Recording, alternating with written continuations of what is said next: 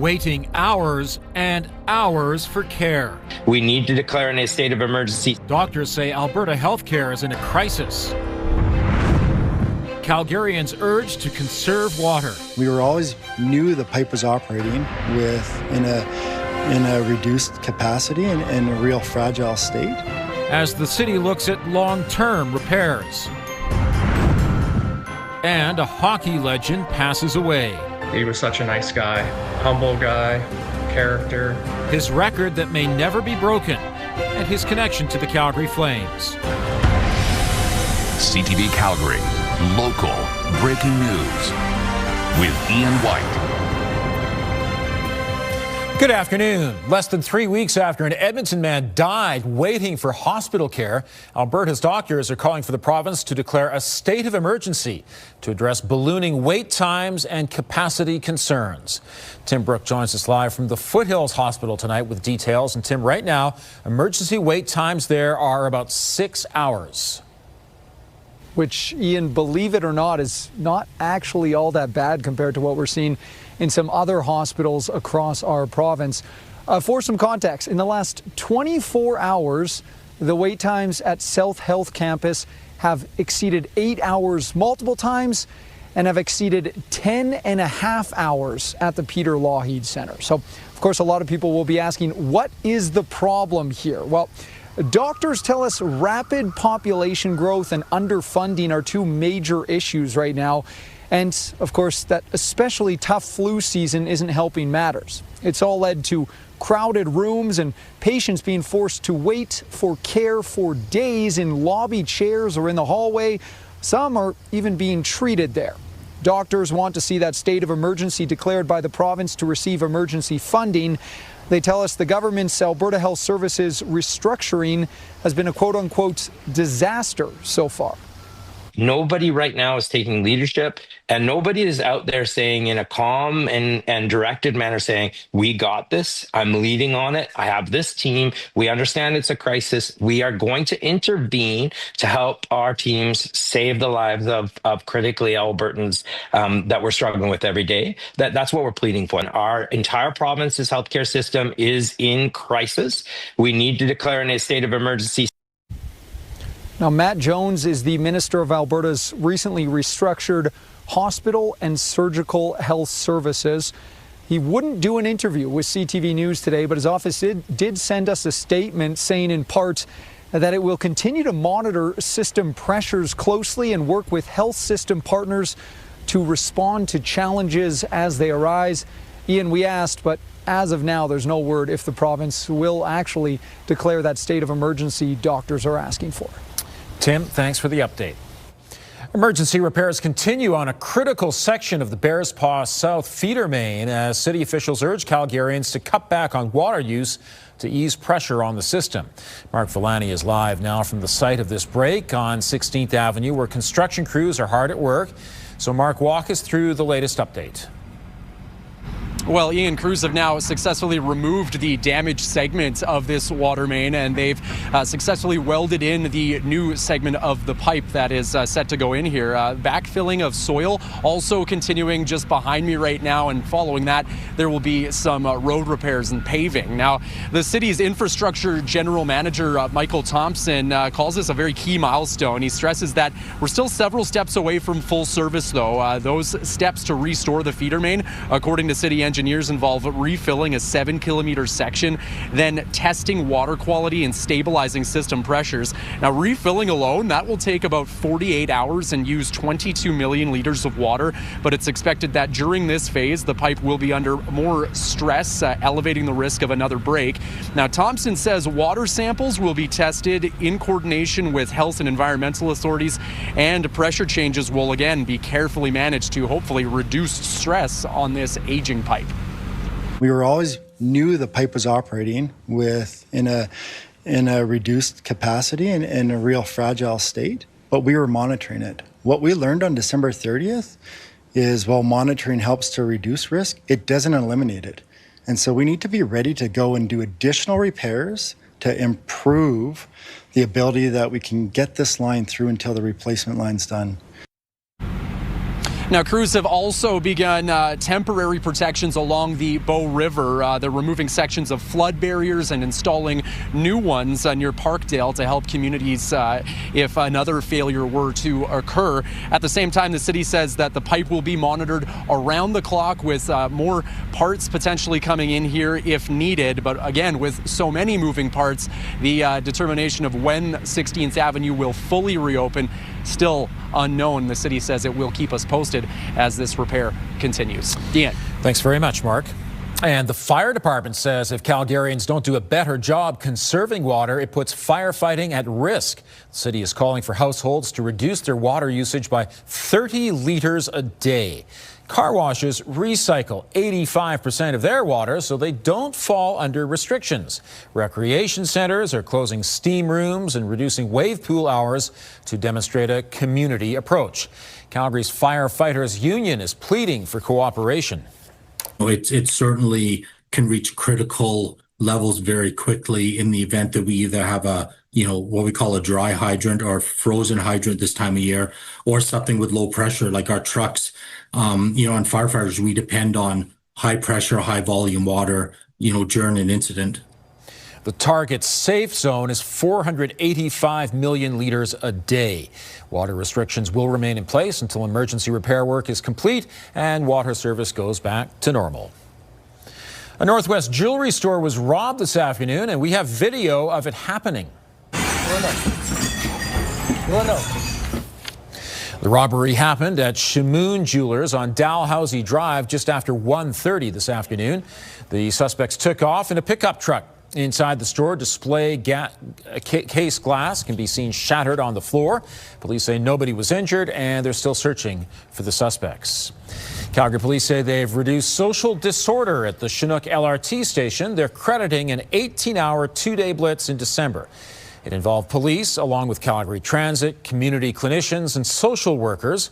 Officials say 11 charges were laid, 5 encampments were identified and cleaned up, and 70 people were referred to social agencies. Victims of sex assault at the hands of 2 longtime Calgary teachers have until later this month to join a multi-million-dollar class action lawsuit. A settlement of more than $15 million was reached in November in a suit first filed against the teachers and the Calgary Board of Education in 2021.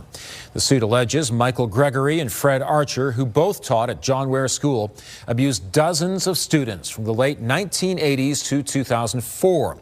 As part of the settlement, the CBE apologized to the victims. Lawyers say just over 40 people are part of the class action right now.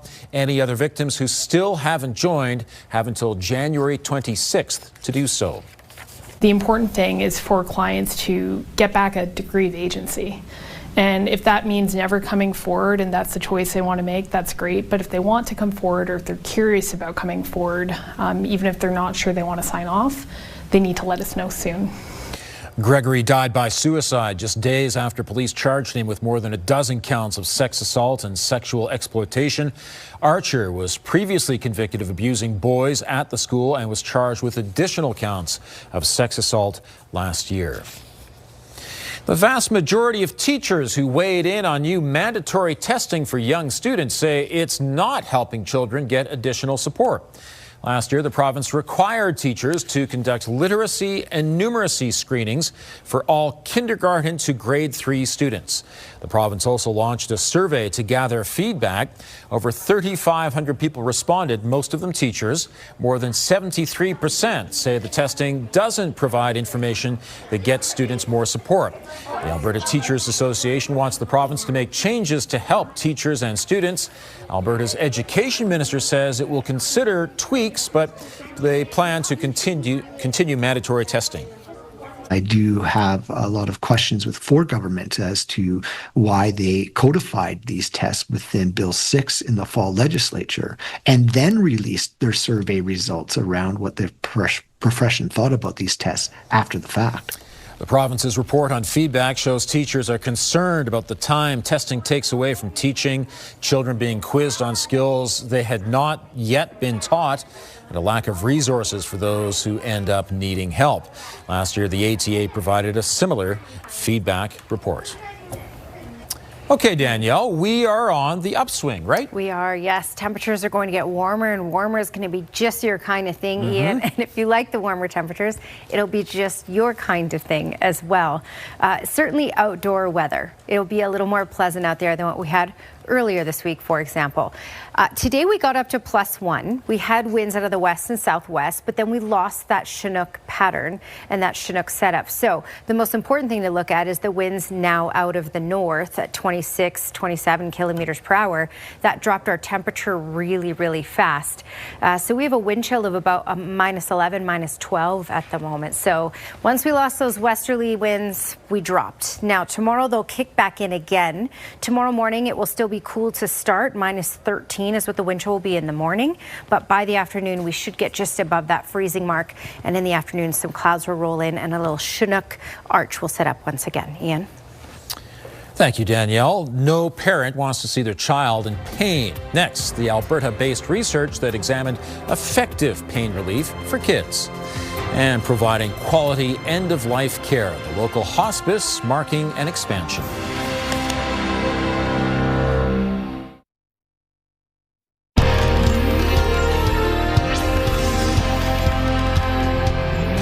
A researcher at the University of Alberta says ibuprofen is the best solution for treating pain in kids with broken or sprained limbs.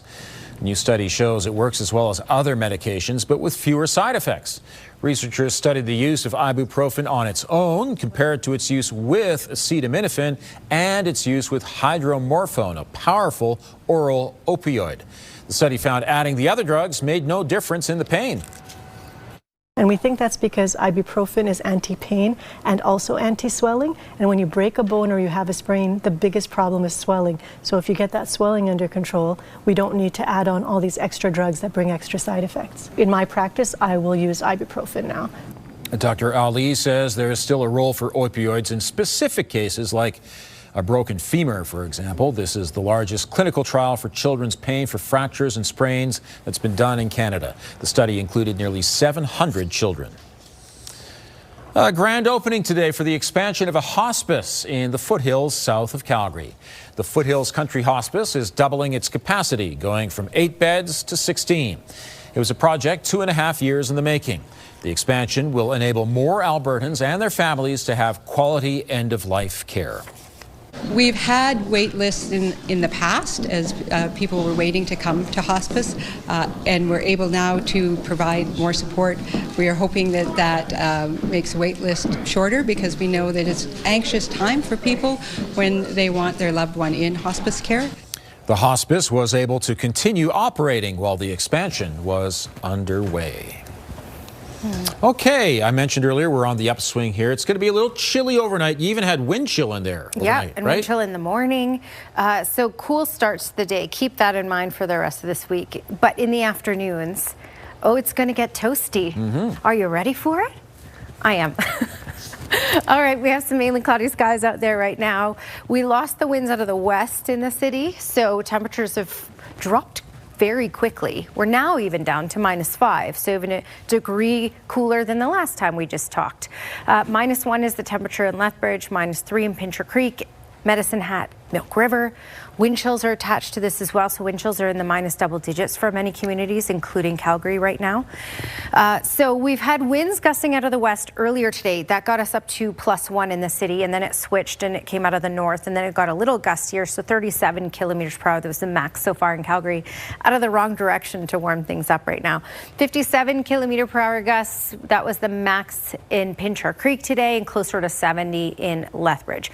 Fast forward to tomorrow, and we're looking at 70 kilometer per hour gusts likely in Pincher Creek, 60 in Lethbridge, and closer to 40 in Cranbrook, 30 in Brooks. Everywhere else that doesn't have anything, we're looking at no gusts for these communities. Calgary, no gusts, but we're looking at a sustained wind speed 15 to 20 kilometers per hour in the afternoon. That will be out of the west, and that will be enough to get us just above the freezing mark tomorrow. All right, we have these pockets of flurries that are just starting to track down the mountains. It tracked down QE2. It's in Calgary, couple isolated snowflakes. This is very light. It's very brief. It's nothing significant, and it's short-lived as well. So this will just track down to the south. Lethbridge will see some of this, and then it'll be really out of the way. Nothing to shovel. Nothing to worry about, but you may see a couple snowflakes out there. It will pass through the Medicine Hat area early in the morning, 3:30, 4:30 in the morning, as you can see by your timestamp here. And then it's basically out of the province by 6 a.m. Then by 8 a.m., mainly sunny skies in Calgary down to Lethbridge. A mix of sun and cloud over in the Medicine Hat area. And then the clouds will increase throughout the day in Calgary. All right, your 24-hour forecast is brought to you by Fifth Avenue Volkswagen, family-owned, community-driven. Discover more at Fifth Avenue Volkswagen. And there's that wind chill that Ian and I were talking about for tomorrow morning, minus 13 to kick off the day when off to work and school. But we'll get those winds out of the west in the late morning, early afternoon, and that should kick us just above the freezing mark. We're also looking at temperatures really climbing after that. So you can expect windy conditions at times for the weekend and next week. But temperatures, because of this, will be quite significant, considering a daytime high that's normal for this time of year is -3. So temperatures, daytime highs anyway, will range between 9 and 10 degrees from Saturday through Tuesday. Thank you, Danielle. He played in the era when goalies didn't wear masks. Still ahead, hockey legend Glenn Hall is remembered by his grandson.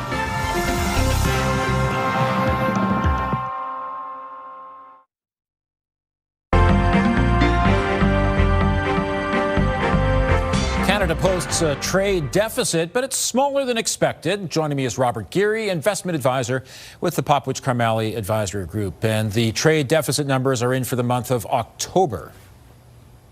Yeah, we're a little bit delayed here because of the U.S. government shutdown, so this is delayed numbers coming in, but it showed a deficit that was much less than anticipated. It was anticipated to be $1.5 billion, and it wasn't. It was about $500 million deficit. This is after a surplus in September, though, so these numbers are wild, and the main reason for that is unknown of tariffs. We have steel, aluminum, autos coming in and out and stopping, right? So this is a really hard one to kind of, put your number on here. But the interesting piece to this is that the exports to the U.S. was the smallest amount, 67%, from back to COVID. And we are starting to open up our other trading partners. There was a lot of gold going to Britain and other items. So we are opening up new partners in this new realm. And Rogers is spending millions to address how much screen time kids are getting. This is an interesting one, and I'm going to call this Rogers' social contract, because they're saying they're going to spend $50 million over the next 5 years on different programming, for athletes going into schools to talk to kids about, the benefits of physical activity and getting outside and doing all of those things. And then the other one is that, they're trying to have grant money going to places like YMCA to have partnerships for activity. And this is going to be an interesting one, because if you think about Rogers' business plan is to have people on their phones all day long, if you think about it. So, obviously this is their social side. And there's other pieces to this, because Meta's looking at Instagram saying, how do we keep teens off of this, and how do we look at which proper ages should be looking at it? Australia just banned all the major social media apps for people under 16 years of age. So this is going to be an interesting one to follow. Yeah, and a big issue for a lot of parents, for sure. Thanks very much. You got it. Yeah, you too. Alberta ER doctors are calling for the province to declare a state of emergency. Here's Tara Nelson with a look ahead to CTV News at 6. Ian, the current wait time at Calgary South Health Emergency Department is about 7 hours. Coming up at 6, we'll hear from Calgarians caught up in the long waits and how ER doctors are trying to handle the patient surge. Also ahead, the city continues to plead with Calgarians to reduce their water usage. Coming up, why that message doesn't seem to be getting through to everyone. Ian. Thank you, Tara. A man who was a key part of the Calgary Flames Stanley Cup winning team has passed away. Glenn Hall played goaltender with Detroit, Chicago, and St. Louis and won the Vezina Trophy 3 times. His record of 502 consecutive games as a goalie will likely never be broken. In 1989, Hall won his 3rd Stanley Cup as a member of the Flames coaching staff. Hall's grandson, Grant Stevenson, also played in the NHL with the San Jose Sharks. He was such a nice guy, humble guy, character. I mean, he was tough as a hockey player, but off the ice, he was always kind of that kind, soft-spoken, supportive grandparent to us, and very unique. I mean, very unique guy. Hall was 94 years old. He died Wednesday in hospital in Stony Plain, where he had lived for several years. Temperatures are on an upward trajectory as we move into the weekend. Right now in Calgary, mostly cloudy and -5. Danielle has all the details just ahead.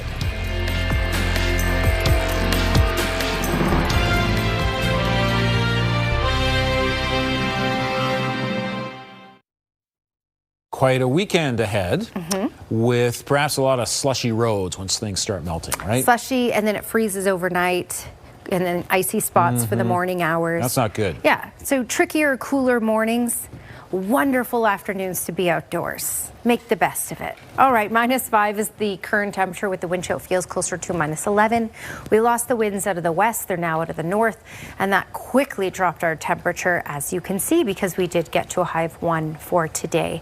And much warmer than that in the longer range forecast. So just +1 for tomorrow, and tomorrow morning cool to start with a wind chill of -13. So it'll take a bit to get above freezing, but the winds will start to kick in once again, lightly out of the west in the afternoon. Late morning, early afternoon. So that'll get us above freezing. And then for Saturday, Sunday through Wednesday of next week, daytime highs will range between 9 and 10. Thank you, Danielle. There are 19 wildlife cameras in Fish Creek Provincial Park that are set up in remote areas to capture animals passing by. There's a wide variety of animal species that not only live in Fish Creek Park, but use it as a corridor to get from the Tsuut'ina Nation to the south part of the city. The cameras are part of the Connect Calgary program monitored by the Mistakis Institute. Volunteers with the Friends of Fish Creek Provincial Park Society check on the remote cameras every few months. The project started in 2017, and there are thousands of images that have been recorded. The Society also uses the cameras to monitor beaver activity. We have 3 million people visitors coming every year to the park. And so there's a really important balance that's needed between the beavers and the humans, because the beavers aren't just good on their own. Of course, we love them for themselves, but they're also what's called a keystone species. So they're absolutely integral to other wildlife species surviving and thriving here in Fish Creek. These cameras record video and photos, and they operate year-round. Thanks very much for joining us. Now here's the early edition of the CTV National News.